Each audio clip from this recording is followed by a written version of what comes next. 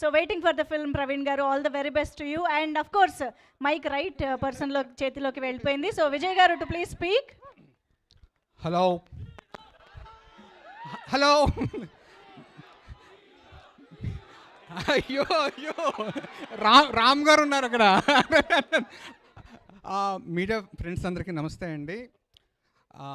పరదా in the name of love, ఈ journey గురించి చాలాసార్లు మాట్లాడుకున్నాం. ఈ సినిమా ఎలా ఉండబోతుంది అన్నది ట్రైలర్ చూపించింది. ట్రైలర్ మీకు నచ్చిందా? ఎస్, ఇది మన మెగాస్టార్ చిరంజీవి గారు బర్త్డే రోజు రిలీజ్ కాబోతుంది.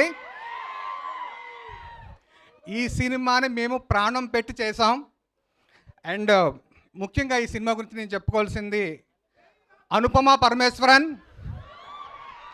మనకు ఆకలిగా ఉంటే ఒక బావర్చి బిర్యానీ వస్తే ఎలా తింటామో, ఈ సినిమా సబ్జెక్ట్ వచ్చినప్పుడు అనుపమ అలా ఫీల్ అయి చేసింది. అనుపమ 2.0 చూడబోతున్నాం ఈ సినిమాతో. అండ్ రామ్ గారి గురించి చెప్పాలి.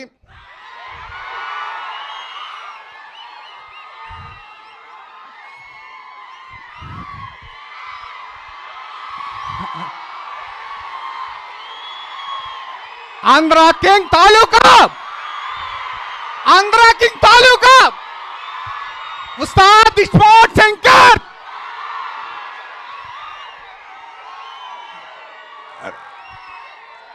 రామ్ గారు ఒక సినిమాని, ఒక మంచి సినిమాని ఎంకరేజ్ చేద్దామని ఆయనంతటా ఆయన ఫీల్ అయ్యి ఆయన వస్తా ఉన్నారు ఈ ఫంక్షన్కి. దట్ ఈజ్ రామ్ గారు. నేను ఆయన పిలవడానికి ఆయన ఇంటికి వెళ్తే, ఎందుకు విజయ్ ఫార్మాలిటీస్, నేను వస్తున్నాను 9th ఈవినింగ్, నువ్వు పెట్టుకో అన్నారు. దట్ ఈజ్ రామ్ గారు. థ్యాంక్స్ రామ్ గారు.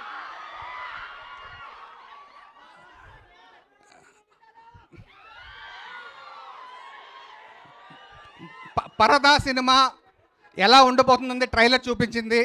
22వ తారీఖు ఎలా ఉండబోతుందో అన్నది మీరు చూసి చెప్పాలి. 100% చెప్తున్నాను, ఈ సినిమా మిమ్మల్ని డిసప్పాయింట్ చెయ్యదు. 100%.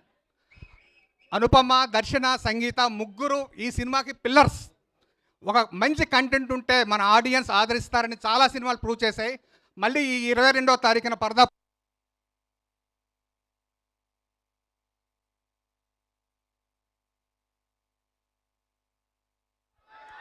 అండ్ వన్స్ అగైన్ మన రాబో ఫ్యాన్స్కి, మన అనుపమ ఫ్యాన్స్కి అందరికీ బిగ్ థ్యాంక్స్. పరదా August 22.